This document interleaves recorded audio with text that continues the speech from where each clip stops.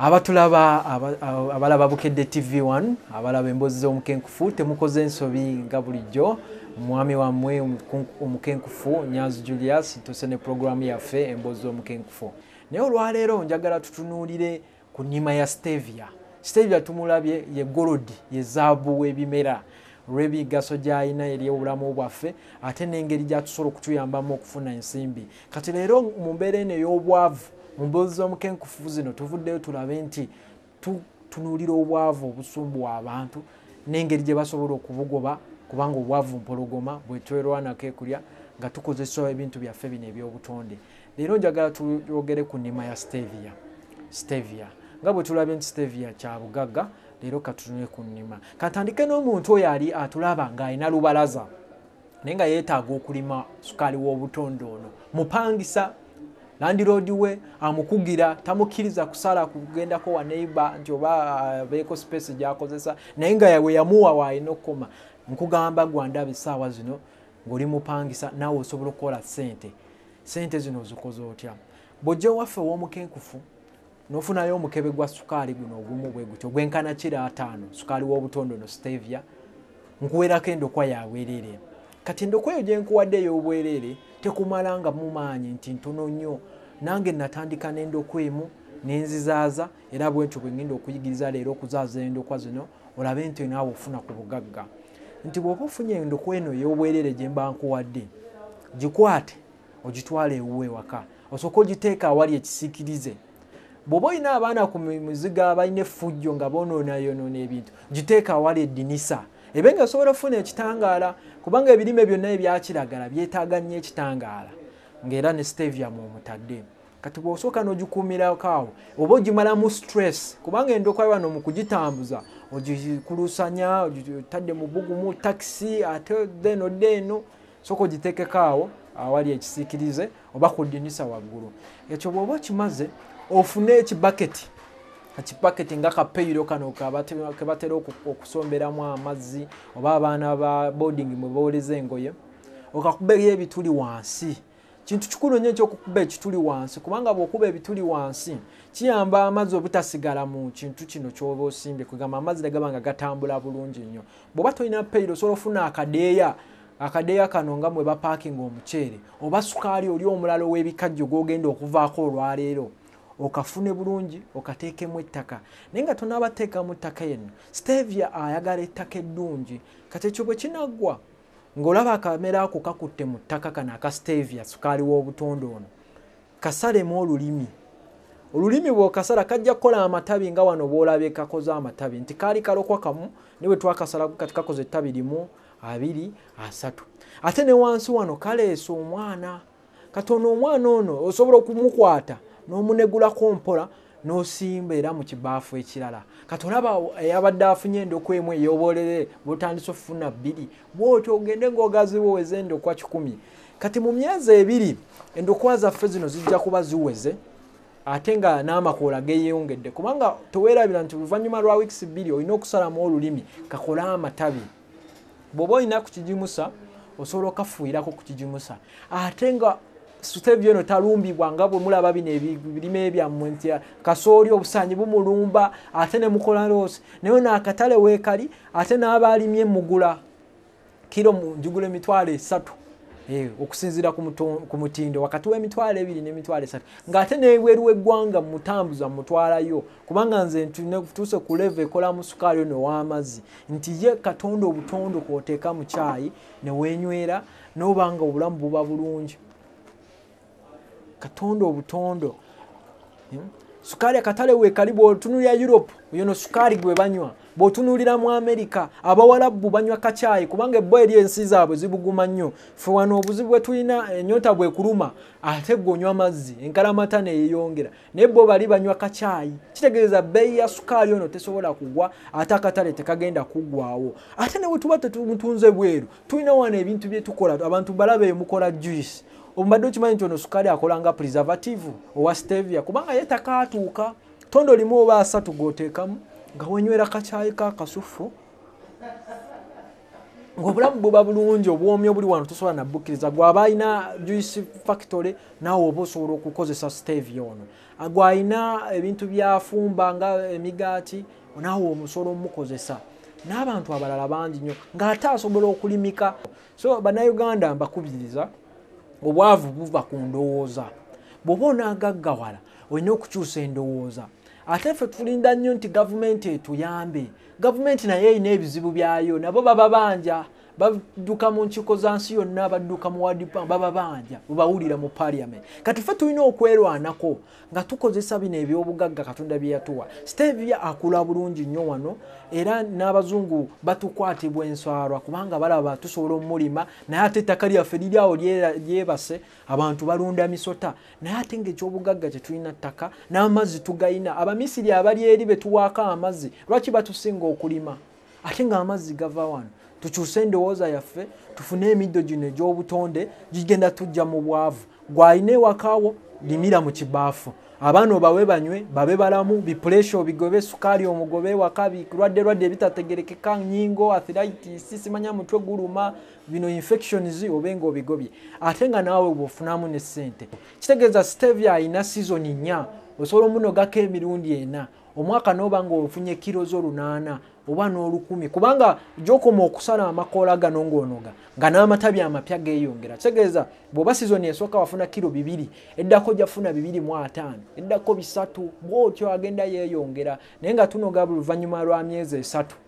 ye taliiko nti ate kati eno dry season ye talina buzibu kasita omuwa amazzi n'oba ng'osobola omufukirira. N'abagwe ayagadde okumanya okusingawo ku wano tusomesa buli lwakubiri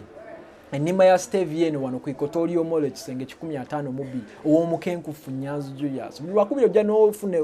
kumanya okusingawo endabirira n'ennima ye ate no technology nti kati nga gwalimye ekayo ojja kufuna kilo zo 2 ebibiri zino oziprocessing otya obuma bwennyini obubamu ensaano nga buli food grade stainless steel tubuyina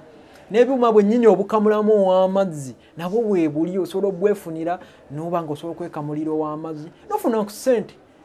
notuba nga tugoba obwavu tukaaba abasajja batututteko ssente naye ffe mu katale tutwalayo ki nga bwe tusomye ku stevia. Kino kye kimu ku kintu ekitono kye tulina wano ku Prof Bio Research. Tulina ebintu bingi nnyo ebigenda okyusa enfuna yaffe ebigenda otugobako obwavu ebintu bye twalowoozanga nti basobola bikolera bweru wokka nga nene wano tubikola. Kati nga tetukomye ku stevia tukola n'obuwoowo obugoba ensiri. Tukimanyi bannayuganda ensiri ziri eyo zibasumbuwa. Tulina tekinologiya agoba ensiri ng'akozesa obuwoowo obw'obutonde bajjajjaffe bwennyini bwe baakozesanga ng'etteete kalitunsi era nga n'endokwa zino ez'ebintu bwe biti tuziina ng'ate tulinamu n'obuno bwennyini obw'oku mubiri bwe tulowooza nti bawalabu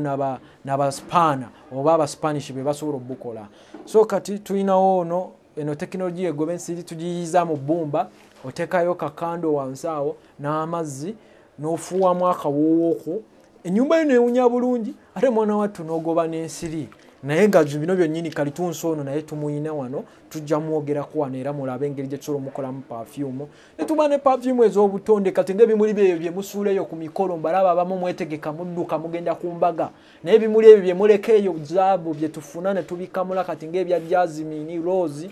ne tukola system n'oteeka mu nnyumba yonna neewunya bulungi ate nawe ne weekubako munnaaye buli agoyitako yayagala okugoberera olw'akawoowo kano akasufu si bye bino bya uniform nti akawoowo k'oguze n'omulala kakola ki kagula n'ebintu ebirala bingi nnyo bye tugenda okulwa nga tusomako mu mboozi z'omukenkufu ebisobola tujja mu bwavu ng'okwekolera ebijimuso eby'obutonde obadde okimanyi nti biocarbonate of soda oyo gw'oteeka mu chapati ne mu mandaazi ne paani akola ekijimusa. Obadde okimanyi nti yeast ono gwe muzikozesa okuzimbulukusa emigaati n'ebintu ebirala kyekigenda tutaasa buno obuwuka obututawaanya nga kiwotoka n'ebintu ebirala bingi nnyo. So nsigadde ndi omukenkufu Nyanzi Julius tosuwanga buli ssaawa 7:30 emboozi z'omukenkufu ogenda kukenkuka ogenda kuyiga bingi ogenda kukyusa obulamu bwo ogenda kukyusa ensi yo. Mwebale kumpuliriza nsigadde ndi omukenkufu Nyanzi Julius okuva ku Equatorial Mall ekisenge 152 Mukama abakuumi.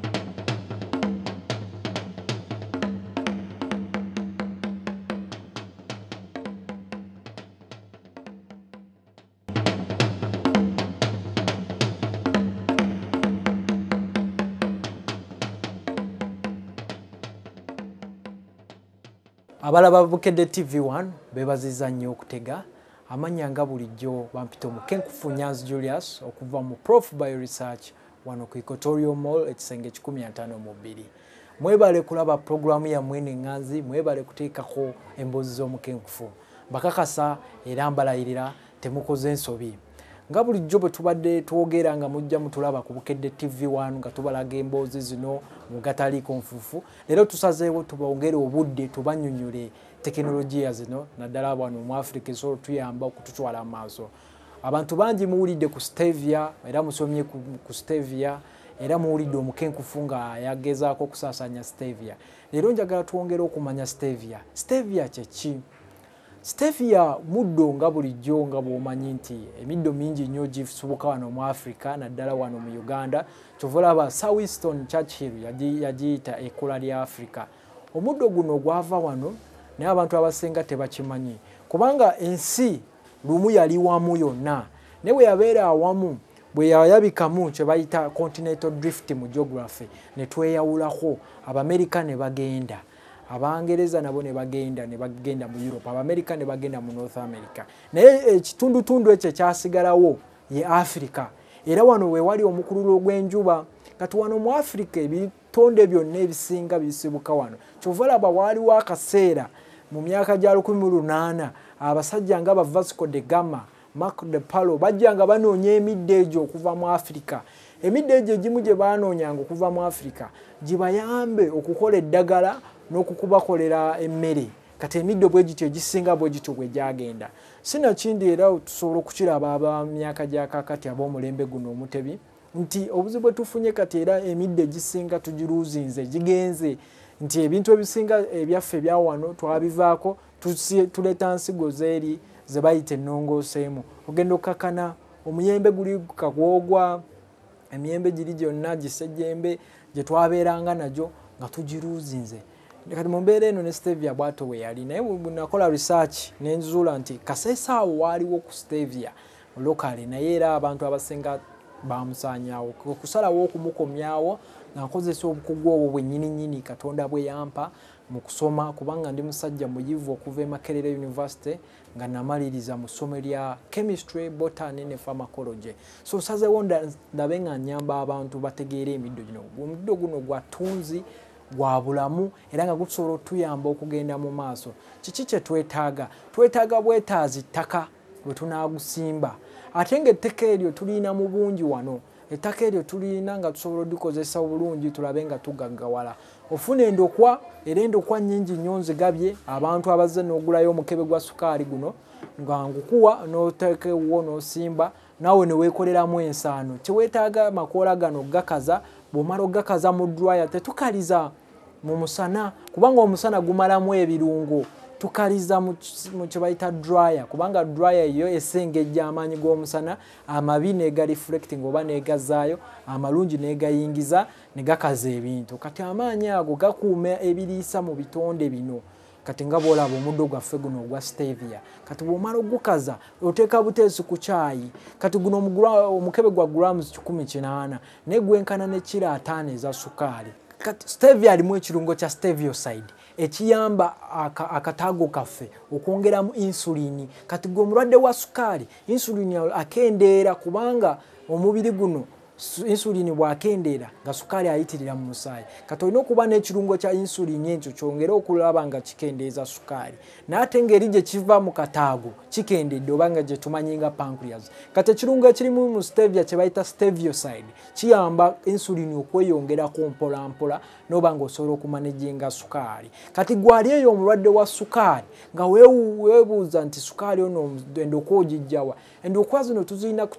wano ku Equatorial Mall ku kisenge kyaffe 152 Equatorial Mall eri wano ku Bombo Road. Nti bw'ojja n'ofuna guno omukebe ogwenkana kilo 5 kalori tasobola kikkiriza ali eyo ndaba osese. Naye ekintu kino kituufu. Nyina abantu abakozeseza Stevia ono kumala emyaka 2 ng'omukebe agunywako bwogwo bw'omu. Ng'ate yajja ne tumuwa n'endokwaye kati naye ali mu waka yeekolera sukaali we.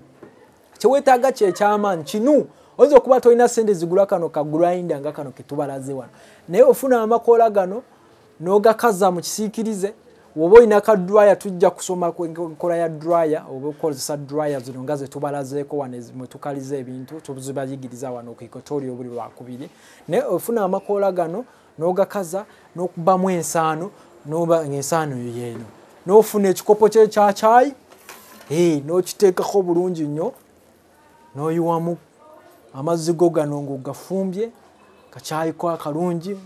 komyewo vakola omanyi abajapani bagamba anytime is tea time tukolayo n'akamazzi oli ayinza okuba tayagala kiragala ono tukozeyo n'akamazzi kati ko tondo limuli oteeka mu kikopo kya chai mwana wattu chai n'awooma n'obutunda ne buwooma tondo limuli okakubanga obuka bweyongera oluusi kannemesa nange naye nga tosobola kikkirize tondo limuli balimala n'alina obutunda n'alina juice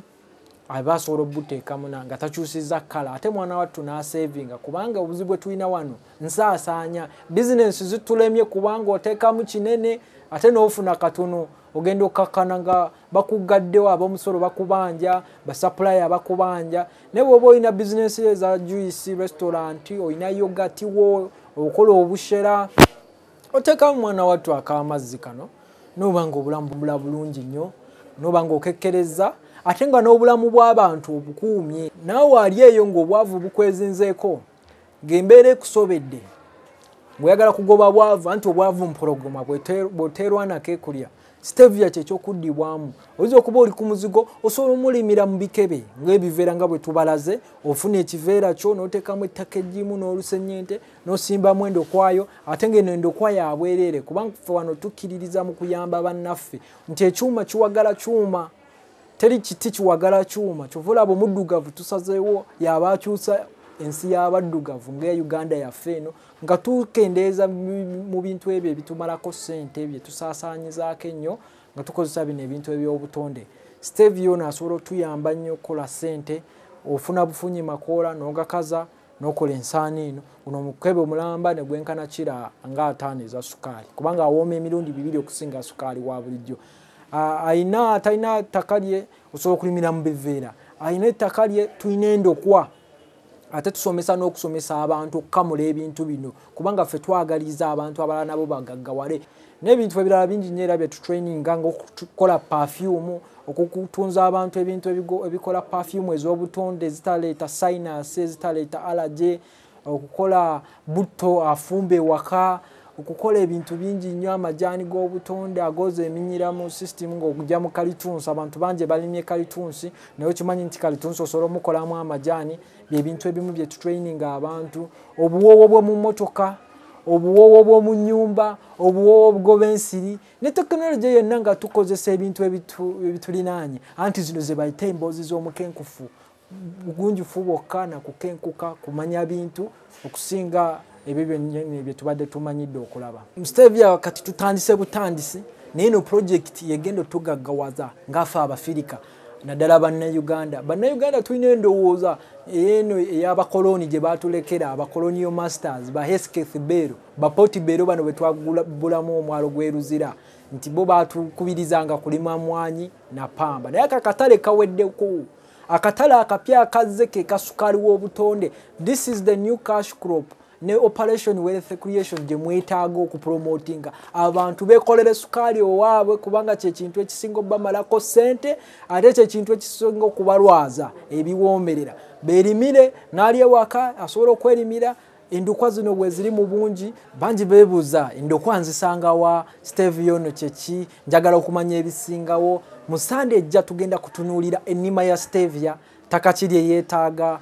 bijimusa biki ate ebijimusa ebyo nga osobola obikolera ewaka ali ewaka ng'olina olubalaza tolina ttaka oli mupangisa osobola okulima stevia ebyo byonna ebibuuzo tugenda biddamu akatale nkasanga wa kiki kyensobola okukola mu stevia nange nsobola omwekolera awedde ne neekoleramu kasukaali kano nange ne ninywera ewaka nempona okusaasaanyanga byonna tugenda kuba tubiddamu sande ejja mu mboozi z'omukenkufu tosubwa nange omukenkufu Nyanzi Julius okuva mu Prof Bioresearch wano ku Equatoria Mall ekisenge 152 Equatoria Mall eri ku Bombo Road abatamanyi Bombo Road wano wali waggulu w'akatale k'ewa Kisekka ojjabuzaawo era waliwo n'ekikoola kya stevia kiba kikulagirira ne kikutuusa bulungi nnyo we tuli ku level ey'okubiri era n'akawoowo kakwaniriza akawoowo k'obutonde n'obwomi bwa sukaali ono wa stevia kubanga bujjudde wonna.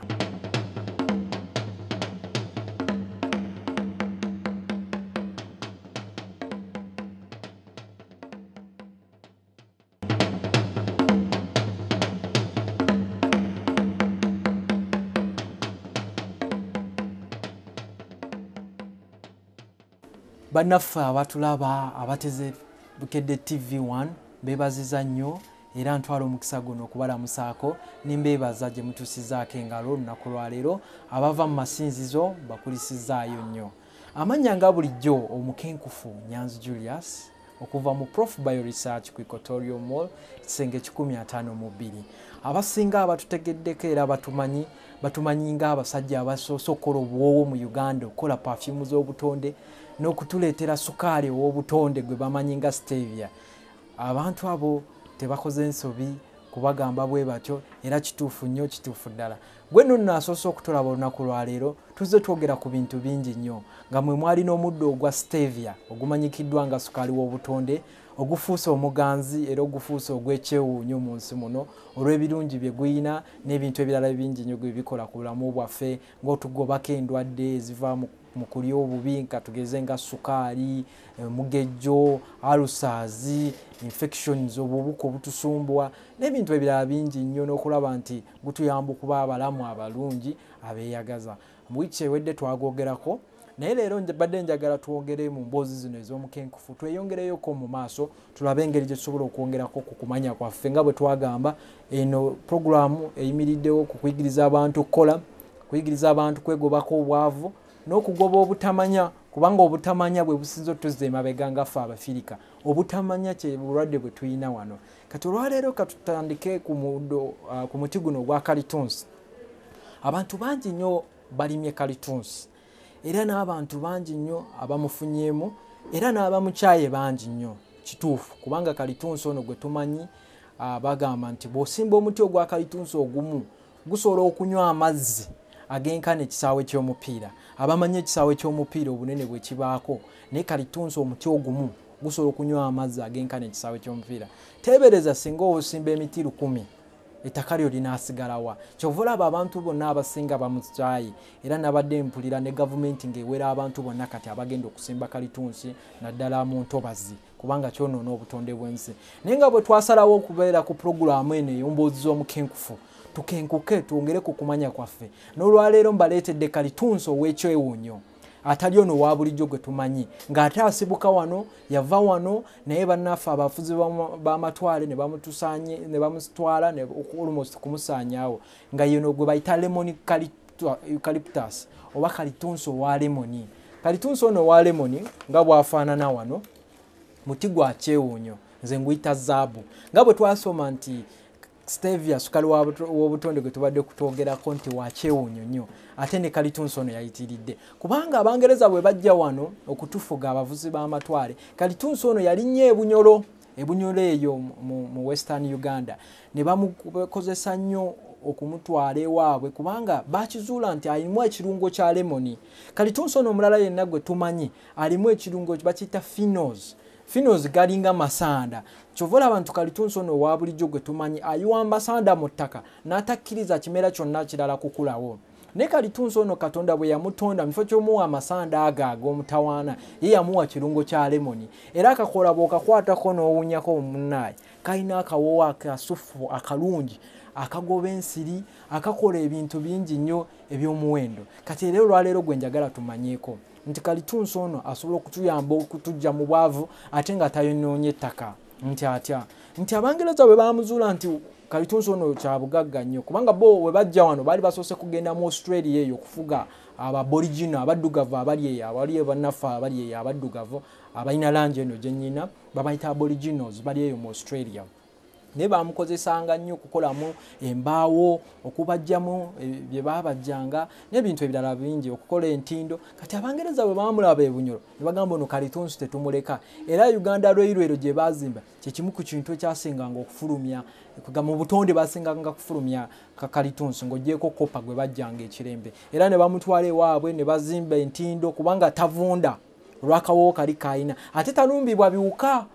ali dependent nga bwe tumanyi nti eniimu lemon gye tumanyi ey'obutonde nti Katonda alinga eyaddira lemon eyo n'agiteeka mu Kalitunsi ono kyova olaba tumuyita lemon eucalyptus ng'alina emigaso mingi nnyo nti asobola otukolera akawoowo akasufu akawoowo nga kano kemulaba wano ke tukoze mu Kalitunsi ono ke kawoowo ka Kalitunsi nti kagoba ensiri kubanga tulina obuzibu bungi nnyo kati wano mu Africa nti ensiri zifuuse enziri bw'oba osomye statistics za Ministry of Health balaga nti abantu 10,000 buli mwaka bafa mu Uganda naye ng'ekibasse musujja gwa nsiri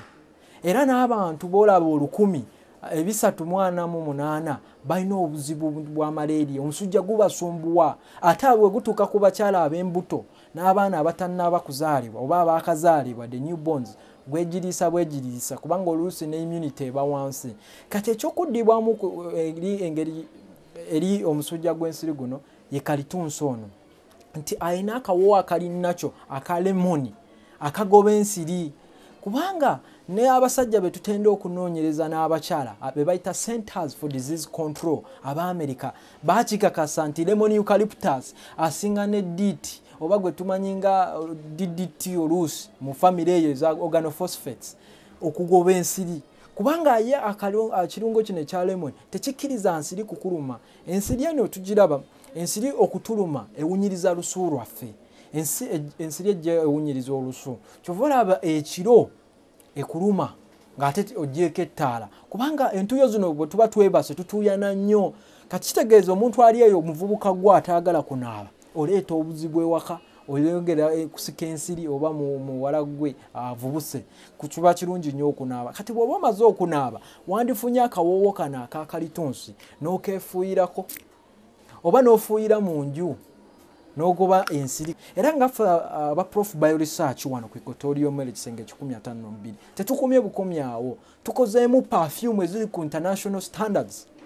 manya Abafirika mwagala nnyo okunyooma ebikoleddwa mu Africa naye tukoze ebintu okuva mu middo gino gaga Kalitunsi ku level emanyikiddwa nti ne waaba muzungu ngazze wano omuwaka perfume kano n'afuuwa wagenda okwebaka mu hotel room kitegeeza gwalina hotel an opportunity osobola okufuna investment n'olima Kalitunsi ono ate n'ebyuma ebimukamula tubiina ate nga tusomesa n'abantu okukamula perfume ya Kalitunsi ono wa lemoni atamanyi kugoba nsiri kubanga ye abikka olusu lwaffe lwonna ne woba owunyanga ekkalalume erino ery'embuzi alibikka lyonna era gwali awo ali ewaka tulina ne tekinologiya gye tukuyiyiza nti osobola okuddira bugundi buno ka system kano ketukoze bumba lyonna lyaffe lya wano lya Uganda kitegeeza ababumbi nabo tubawadde emirimu oba tubawadde business bali bagamba okubumba kwa abantu abatamanyi bibagala mu bulamu naye kati eno business ya amaanyi oteekawo wano just kano ka heat akantu kano akocha noyiwako na amazzi kungulu boyiwako amazzi kungulu kuno ng'ofuna akawoowo kaffe aka Kalitunsi kati akagakano okatonyezaamu so kati mu bintu bino bye tukola mulimu ebintu bingi nga bwe twalaba stevia oyo n'osobola omunywa n'amajaani ga Kalitunsi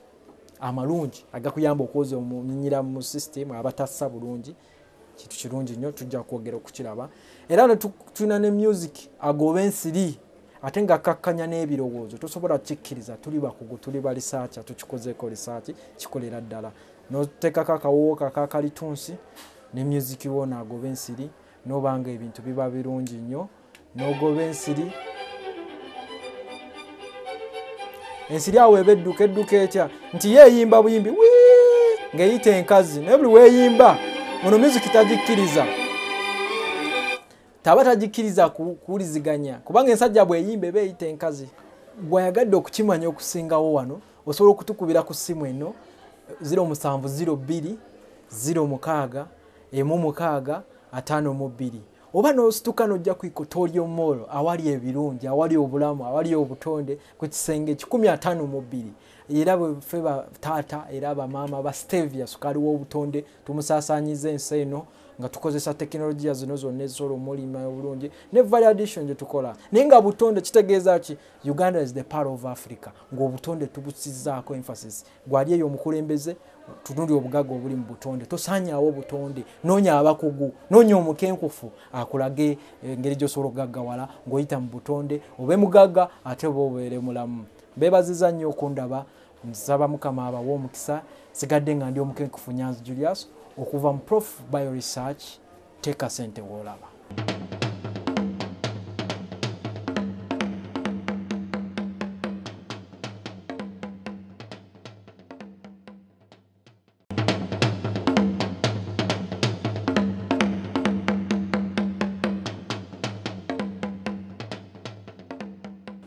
Abatulaba abalaba Bukedde TV1 bebaziza nnyo okulaba programu ya mwene Nganzi programu ya mwene bayigiriza ebayamba okumanya okwongera okutegeera ebintu emboozi z'omukenkufu nga bwe tuzze tusoma ebintu bingi nnyo ku stevia sukaali w'obutonde atuyamba oyo okulaba nga tubeera balamu ne tudda ku kalitunsono w'ekyewuunyo wa lemoni era kyemmanyi nammwe abakoledde nnyo abazze ne bumunywa bebaziza nnyo balabye muyise mu namba okujja ku Equatorial kunoonya kalitunsono endokwa okugenda okwesimbira n'abaagadde okunywa ku majani n'okozesa ku products eziva mu kalitunsono w'ekyewuunyo owa lemoni nga bwe twakoma Sunday ewedde mu mboozi z'omukenkufu nga tubalaga kalitunsono engeri gy'asobola okutuyambamu okugoba ensiri era nga ne kino kyakakasibwa Centers for Disease Control y'Abamerika ng'etugamba nti twetanire nnyo okukozesa kalitunsono asinga n'ebidiiti bino ebirala byonna ebikemiko bye tukozesa okugoba ensiri leero nsazeewo era twongere ku mboozi za kalitunsono nga tuyita mu programu yaffe Nganzi emboozi z'omukenkufu mbeebaziza nnyo okututegeera amatu era mbalamusaako nnyo ng'amanya nga bulijjo bwe mugamanyi yono omusajja wammwe kagezi munnyo wammwe omukenkufu Nyanzi Julius okuva mu Prof Bio Research ku Equatorial Mall ekisenge 152 leero mbadde njagala twongereko ku mboozi z'omukenkufu eno okumanya kalitunsono kiki kyakola twakoma tubalaze nti kalitunsi waffe ono wa lemoni asobola okuvaamu perfume ey'obutonde eno bweti eya eucalyptus nga tusobola ogikozesa n'ogifuuyira mu nju okugoba ensiri era ne tugikozesa ne mu nju era nga tuginyookeza okugoba ebiwuka byonna ne tubalaga ka tekinologiya kano ke twayiiya nti osobola okukozesa akakando n'oyiwamu n'amazzi n'oteekamu akawoowo akavaamu ne kagoba ensiri oba tusobodde n'okozesa kano aka light balubu eno tugiraba oyiwako amazzi n'oteekako akawoowo era akawoowo ako ne kagoba ensiri era n'ennyumba yo neewunya bulungi nnyo kwegamba oteekako amazzi n'otonyezaako akawoowo ennyumba neewunya bulungi nnyo era negoba n'ensiri ne tubagamba nti mu kugoba ensiri nti erina kuba tekinologiya tekiba kintu kimu kyokka nti waliwo ne music ayambako mu kugoba ensiri zino nga music oyo gwe nziza okubasomesa leero n'ebintu ebirala ebiva mu kalitunsono nti bw'ojja ku Prof wano n'ogula kaseti ko oba n'ofuna kaseti ko kano akagoba ensiri tukuwerako music wa bwerere music ono agoba ensiri ayamba atya nti mu nsiri waliwo ensiri ensajja n'enkazi naye ensiri enkazi yetambuza omusujja guno eba yetambuza akawuka kano akaleeta omusujja gw'ensiri gwe tumanyi nga malaria naye ensiri ensajja yo kyekola yesooka okuziga omunyama kubanga yeewunyiriza nnyo okusinga enkazi bw'ojja neekuwunyirizaako ng'olaba tonaabye ate nga teweesize kawoowo ka kalitunsi kano oba akaziga akava mu kalitunsi kati yo kyekola ng'eyimba akayimba mugikawulira nyaka akayimba erina zisupulano zaayo nange nzeewuunya oluvannyuma ng'enkazi zijja nga zikuluma kubanga ensajja eno yeziga neebuulira enkazi kati kyetukola bw'oba bw'omaze okwesiga akawoowo aka kalitunsi oba okeefuuyidde oba weesize kizigo oba onyookeza nga bwembalaze kyokola oteekako ka music kano akasendeekerevu kazannya bwe kati kati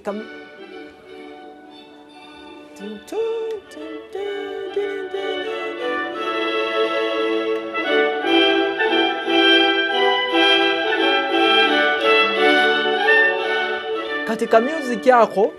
munnaye ensajja bwejja neekuziga newuli akawoowo nga si ka bulijjo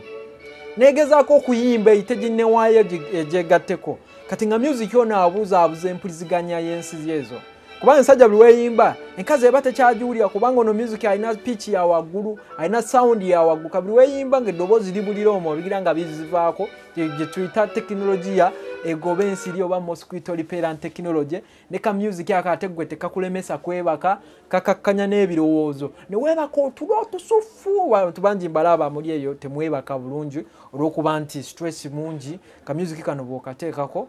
kakakuyamba ate ne kakuyambako n'okugoba ensi tekakola kokka ogattako n'obuwoowo buno nga bwenzize embalaga era kalitunsi ono